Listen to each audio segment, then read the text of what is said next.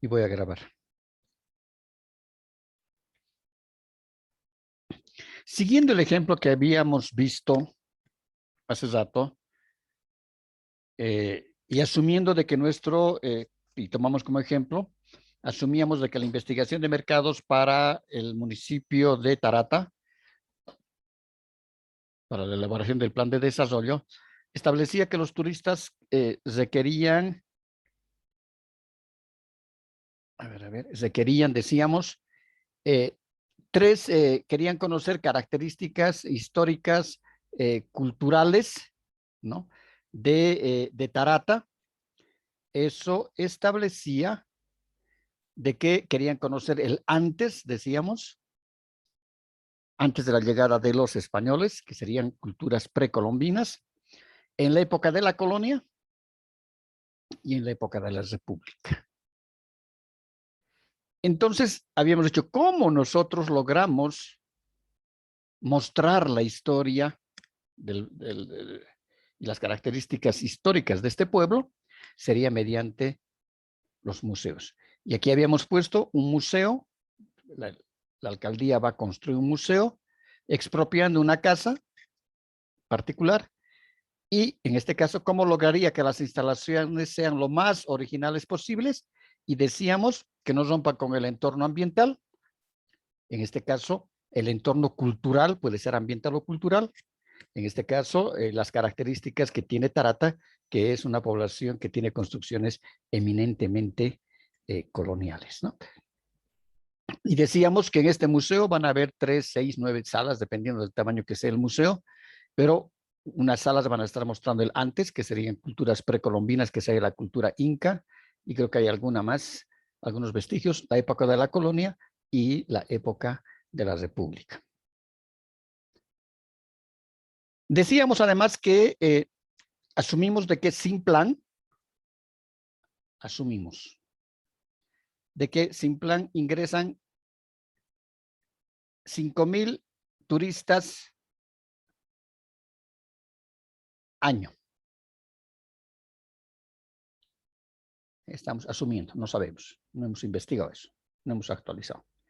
Y lógicamente que si vamos a elaborar un plan y vamos a, dentro del plan, elaborar el diagnóstico, las encuestas, poner en valor los atractivos, entonces con plan asumimos que vamos a tener 10,000 turistas año. ¿No? Sin plan se generaba, también estamos en un caso hipotético, estamos poniendo como ejemplo, asumimos de que son 50 millones de bolivianos que gastan los turistas y que se genera por concepto de turismo en Tarata al año, sin plan. Pero con el plan, como vamos a tener el doble de turistas y además en el plan, vamos a priorizar siempre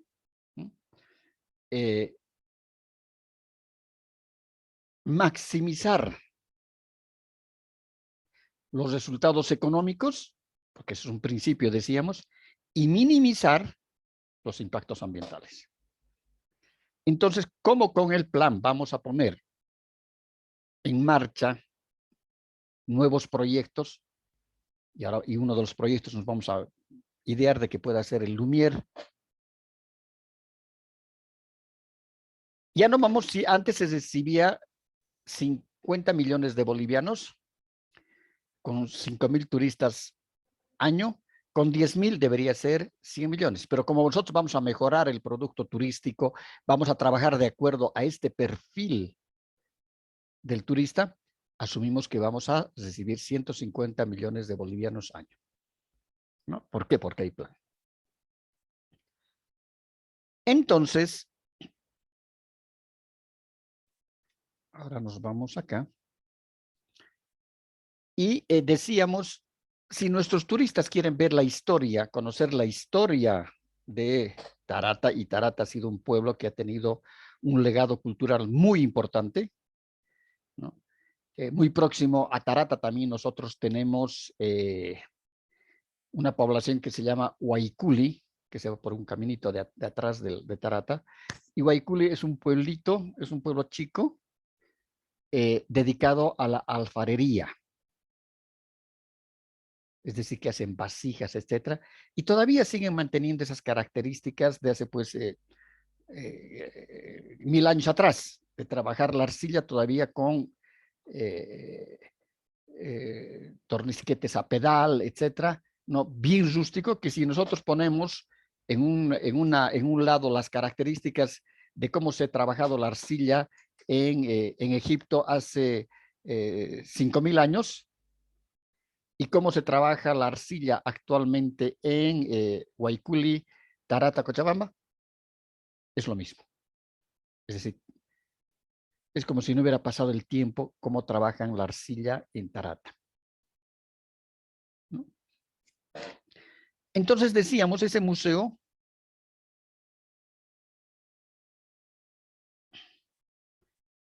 va a tener las características que va a ser es un museo, y esas instalaciones, decíamos, tienen que estar armonizadas, ¿no? Armonizadas para que no rompan el entorno arquitectónico. Entonces, es una arquitectura colonial. Y aquí ven ustedes en esta imagen las características que puede tener un museo como el que nosotros estamos simulando que se pueda crear en Tarata, ¿no? Que es una casona que ha sido restaurada. Esta es la arquitectura colonial. E inclusive la sala de exhibiciones, aquí tenemos una sala de exhibiciones de cuadros, una pinacoteca con cuadros de la época de la colonia.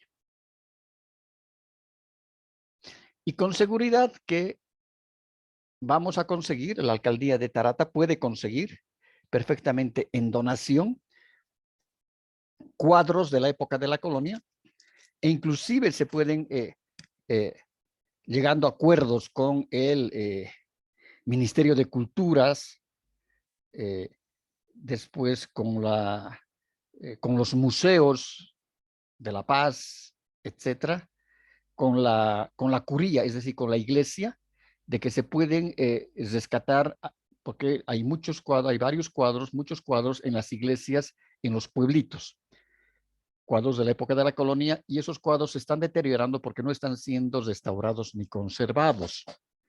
Entonces, ¿qué no mejor que llevarlos a un museo donde va a haber un curador, que es el que administra y que es el que dirige las restauraciones de las obras, para poder tener exhibiciones de esta naturaleza?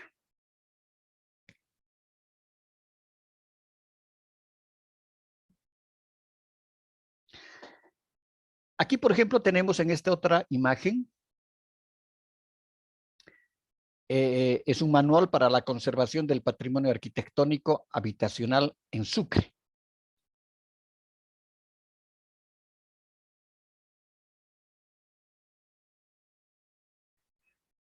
Miren las características. Esta es la Casa de la Libertad en la plaza principal de Sucre. Mantienen las características arquitectónicas. Acá lo mismo. Esta es una casa antigua y que se mantiene así. Aquí perfectamente podrían construir un edificio de 10 pisos, pero por norma, por ley, está prohibido. Acá tienen otra imagen de cómo se mantiene, en este caso, el estilo arquitectónico en ciudades o en pueblos, pues en ciudades o en pueblos que tengan esas características propias. Ustedes no van a ver una sola edificación con estilo arquitectónico moderno en el casco histórico de Sucre, de la ciudad de Sucre. Ninguna, porque por norma está prohibido. Por más son casas privadas, tienen que restaurarlas. Quieren abrir una ventana a la calle de cualquiera de estas casas, tienen que pedir permiso a la alcaldía y al Departamento de Patrimonio Cultural de la alcaldía de Sucre, ¿no? Entonces, miren aquí cómo se ha logrado conservar y han hecho tareas de conservación de esta casa en Sucre. Y esta está a 4 cuadras de la plaza principal de Sucre. Es decir, estos balcones de la época de la colonia. Aquí están los techos de 2 caídas de agua. Aquí está la pintura, porque siempre en la época de la colonia en Sucre, por eso es que se llama, la ciudad tenía 4 nombres, ¿no? Uno de ellos era la Ciudad Blanca, porque todas las casas estaban pintadas con cal hacia afuera. ¿Cómo mantienen hasta ahora la conservación de esa arquitectura? Acá también ven, miren, en esta imagen, otra casa con estas tejas coloniales. Y si, por ejemplo, las tejas se han quebrado, se han roto, etcétera, se recupera de otras edificaciones que ya las están tumbando y van a construirlas modernas, pero con estilo arquitectónico colonial. O si no, también hay ladrilleras donde hacen y utilizan las mismas técnicas que utilizaban en la colonia para hacer la cocción en los hornos de la cerámica, en este caso de las tejas, al estilo colonial. Entonces, miren aquí cómo inclusive la parte, este techito que le ponen a esta puerta, tiene las características coloniales. Lo mismo aquí en esta barandada, todo de madera, las gradas, lo mismo. Acá tienen, este es el mirador que está en el Greo, en Sucre, cómo han mantenido las pilastras, y esta es una obra nueva, no había esto. Hace 30 años no había esto. Originalmente existía, pero se había caído, creo, pero entonces han restaurado y han construido gran parte, pero manteniendo las características arquitectónicas, en este caso de la colonia. Miren los arcos de medio punto. Toda la arquería de medio punto. Aquí tienen las columnas.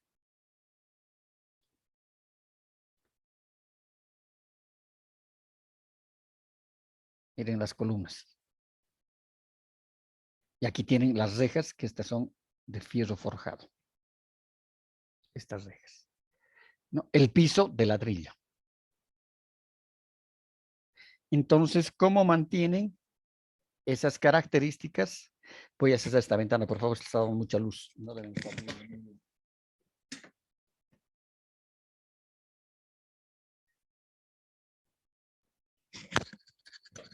Ahora está más claro, ¿no?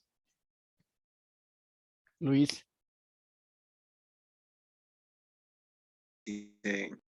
Está más claro, ¿no? La imagen. Sí. Entonces, aquí, por ejemplo, miren esta casa de un solo piso. En Tarata hay muchas de estas casas así. Y mantienen, es decir, estas son 2 caídas de agua de techo. Una es aquí y la otra es hacia atrás. Pero la teja es colonial. Miren las características de la construcción.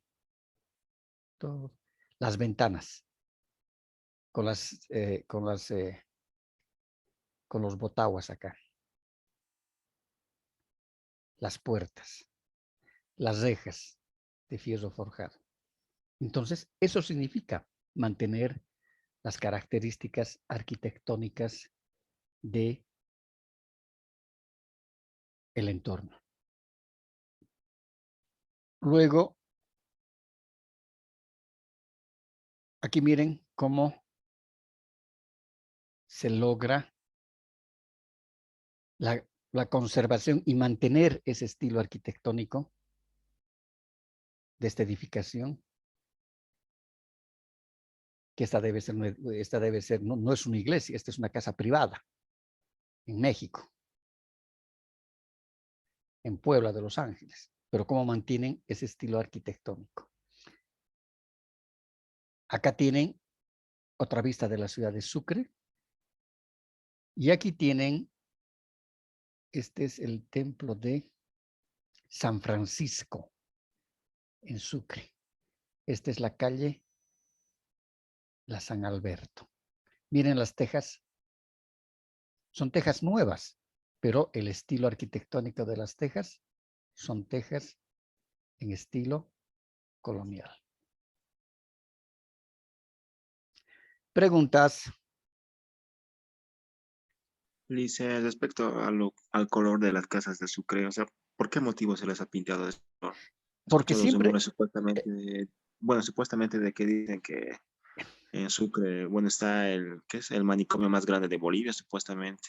Bueno, no y- sé si era cierto. sí, es decir, pero es decir, la pintura corresponde más o menos a los años de 1750, pues que se la denominó uno de sus nombres también, un nombre que de tres nombres tuvo, eh, Charcas, era el primer nombre, porque cuando dependía todavía del virreinato de lo que es hoy Bolivia, o esta parte de lo que es La Paz, Oruro, Potosí y Sucre, y parte hasta norte argentino, dependía de la audiencia del virreinato de Lima, en la época de la colonia. Entonces, ya en esa época, a Sucre se la denomina la ciudad de Charcas. Luego cambia a la denominación de Ciudad Blanca. Y Ciudad Blanca es justamente por el color blanco que tienen todas sus casas. ¿Y por qué era el color blanco?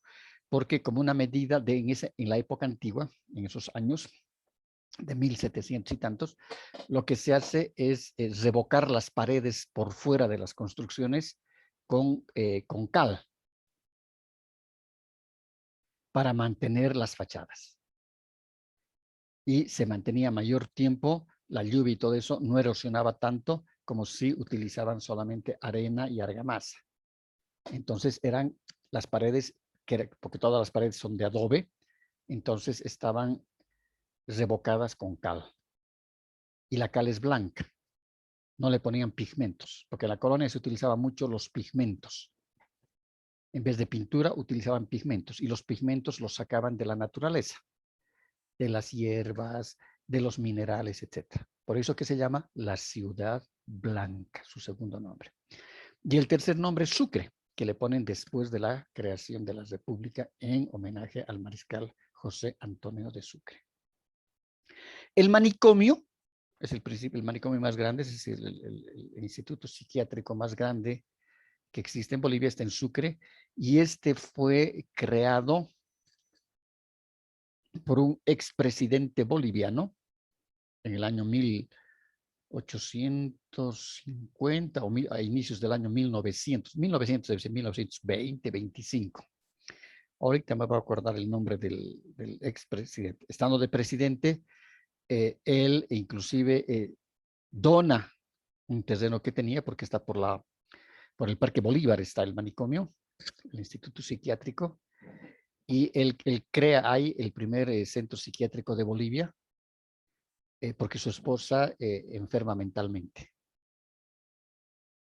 Entonces, él hace construir el manicomio para que su esposa pase a ser, en este caso, tratada y recluida en el manicomio. Y desde ese entonces, de los años 1920, 25, de que todos los enfermos mentales, porque el manicomio tiene tres patios, tres alas, unos para los que tienen enfermedades mentales que todavía son controlables como personas, y el tercer patio está donde están los esquizofrénicos, oligofrénicos, etcétera, que ya son personas que son muy difíciles de poder manejarlas, entonces para que ellas mismas no se hagan daño, etcétera, los medican mucho, sedados, etcétera, ¿no? Y están totalmente aislados.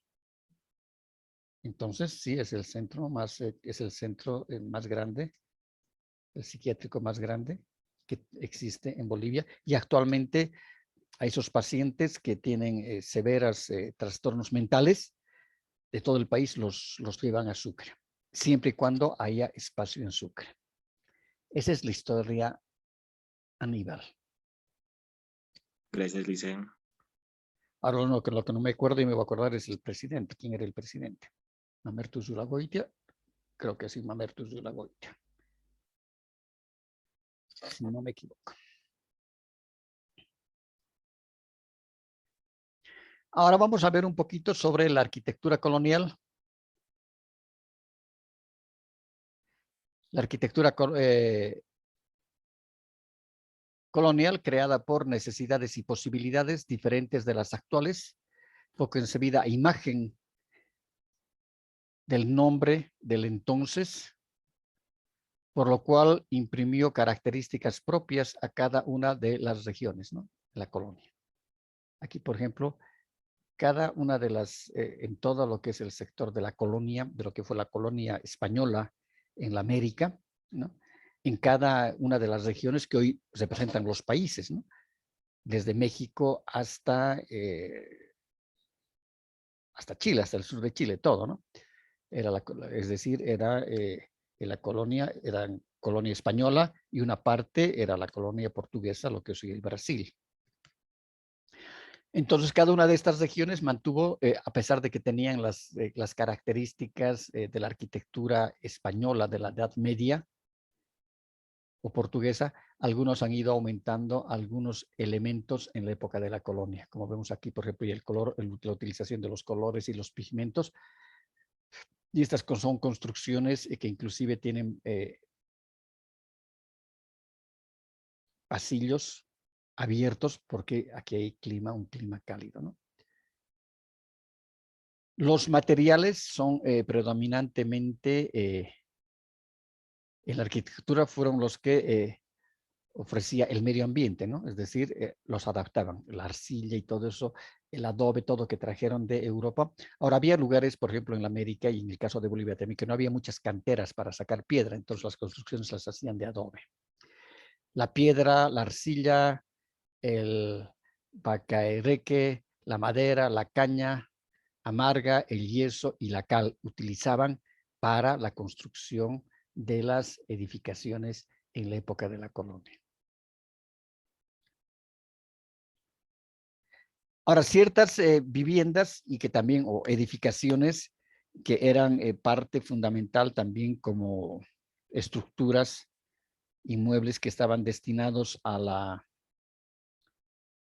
actividad administrativa de la colonia, como era en este caso la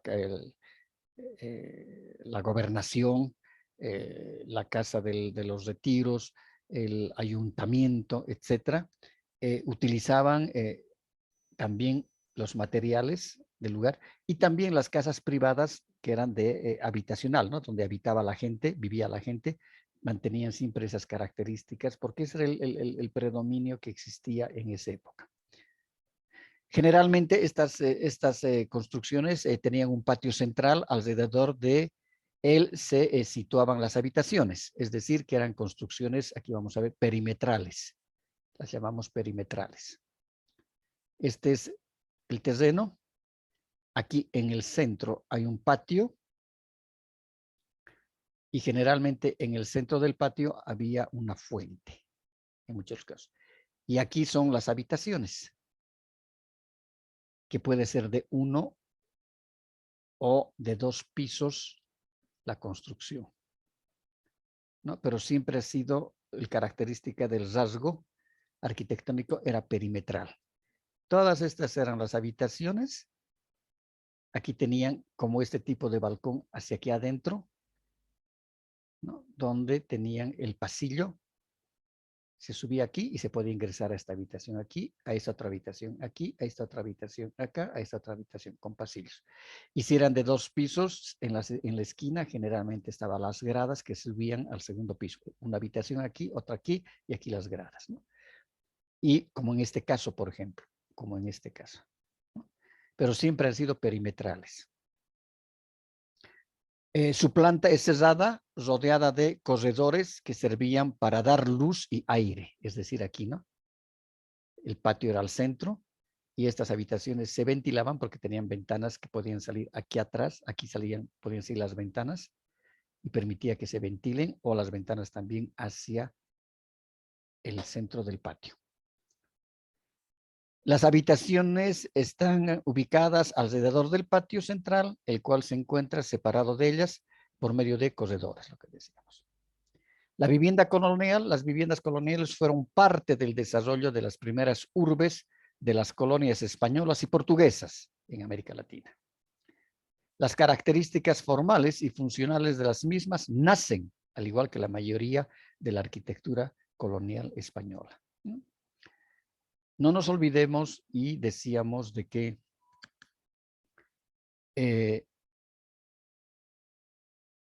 todo pueblo o toda población, todas las personas que van a migrar a otros lugares, y en este caso, o a conquistar otros lugares, siempre llevan un equipaje invisible.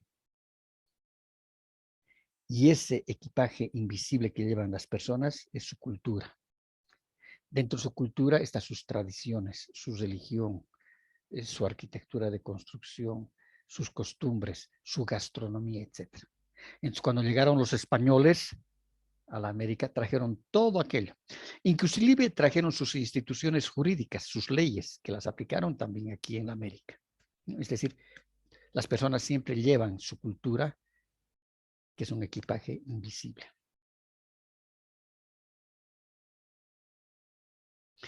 Estos aspectos de las infraestructuras se encuentran construcciones diferentes en esta arquitectura, como la religiosa, pero mantienen siempre las características del estilo colonial, que pueden ser religiosas, obras civiles, es decir, la casa de las personas donde viven, habitan, etcétera, y también las obras militares donde estaban los cuarteles de los realistas, que se llamaban, ¿no? De los españoles.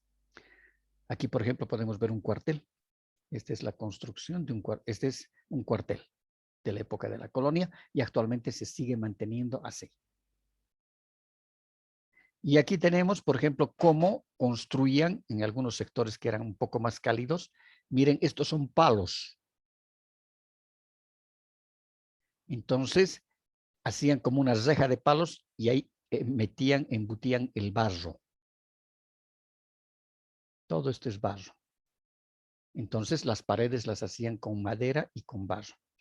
Y otra forma también era la utilización de la piedra. Ponían piedras. Ahora, no había cemento en esa época. ¿Cómo pegaban las piedras si no había cemento? Es lo que se llamaba la argamasa. Y es una preparación de cal con arena fina.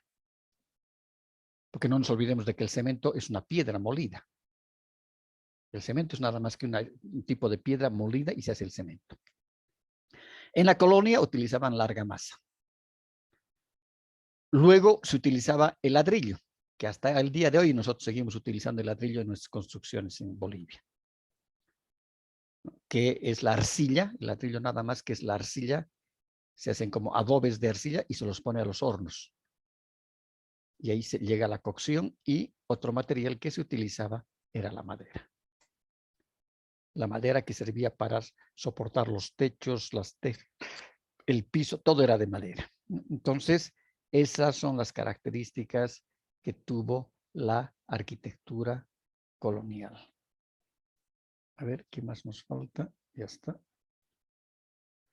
Este es nuestro ejemplo. Preguntas. Cuando Aníbal preguntaba, por ejemplo, lo que se puede hacer en mostrar la cultura de otros, en este caso la cultura y su historia de los pueblos, puede ser por esas manifestaciones culturales, puede ser el folclore, pueden ser los museos y puede ser también la gastronomía, pueden ser las bebidas. Y en Tarata, por ejemplo, lo que se puede hacer es el lumière. El lumière es una técnica que utilizaban los franceses para poner en valor sus atractivos turísticos hace unos 30 o 40 años. Y eran pueblitos chiquititos, pueblitos chicos, medievales generalmente, de la Edad Media, que lo que hacían era incorporaban luces a las construcciones medievales. Como ustedes pueden apreciar hoy día, por ejemplo, ustedes ven en la plaza principal de Cochabamba, la catedral está totalmente iluminada, ¿verdad? Con faroles que inclusive salen del piso, las luces. Igual, el lumière significa luz y sonido. Entonces, esas edificaciones en la noche se ven hermosísimas y se les pone luces. Luces en el piso, luces de los techos de las iglesias, de las casas antiguas, y en Tarata, en toda la plaza principal, se podía hacer eso. Se pone música de la época. En este caso, Tarata, si queremos volver un lumière, ponemos música de la época de la colonia. Y hacemos ciertas representaciones coreográficas. Y se venden los servicios turísticos. Por ejemplo, en una esquina, vamos a regresar acá. Si esta es la plaza de Tarata, ¿no? En esta esquina, por ejemplo, se puede abrir una fonda, como existía en la época de la colonia. ¿Qué se vendía en la fonda? En la fonda se vendía bebidas alcohólicas. Entonces, ¿qué tipo de bebidas alcohólicas? En el caso de Tarata, se vendía la chicha, se vendía el vino y también se vendían los macerados. Entonces, aquí se puede hacer una fonda como fue en la época de la colonia, con los muebles también así rústicos de madera, etcétera, y aquí se venden bebidas. Aquí se puede poner un restaurancito,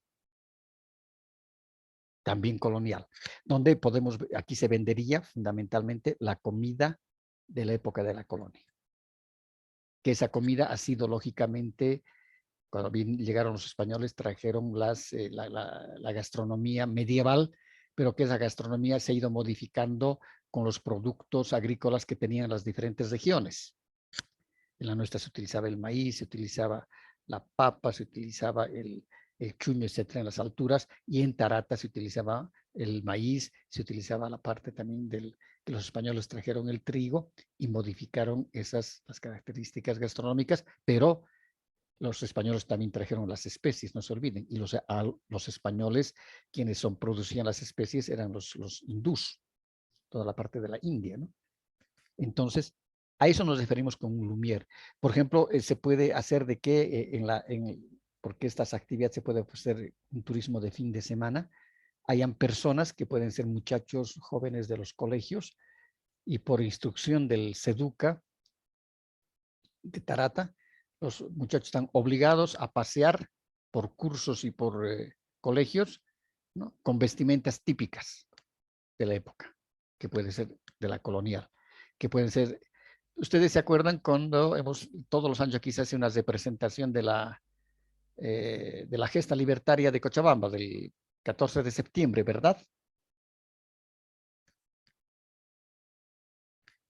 Aníbal.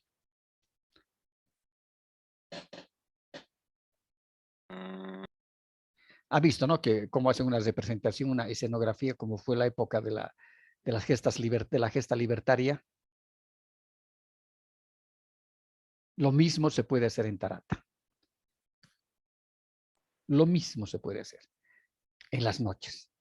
Entonces las personas, los jóvenes van a estar vestidos unos como españoles, con vestimenta, que quien va a otorgar sería la alcaldía, manda a confeccionar ese tipo de vestimentas, imitándolo como fue el diseño de ese entonces de la colonia. Entonces unos andarán como españoles o hijos de españoles, con los miriñaquis, que son las faldas largas de las mujeres, los varones con levita y con sombrero de copa, y otros también como campesinos con sus ponchitos, sus abarcas. Entonces, estamos haciendo una representación de lo que fue ese entonces. Otra actividad que se puede, esta es una actividad que